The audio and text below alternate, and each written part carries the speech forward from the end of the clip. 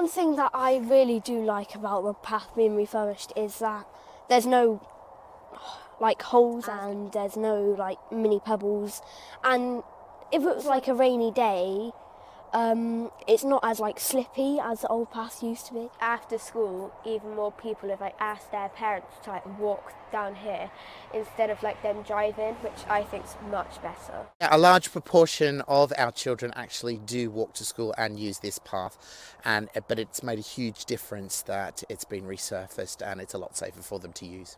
It also hopefully will encourage all of our children who are living on the other side of the school to walk to school rather than having to drive.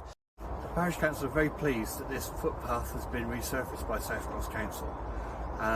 It's a really useful walking route to and from the village to St Peter's School, and it's made a great improvement to the lives of the parishioners.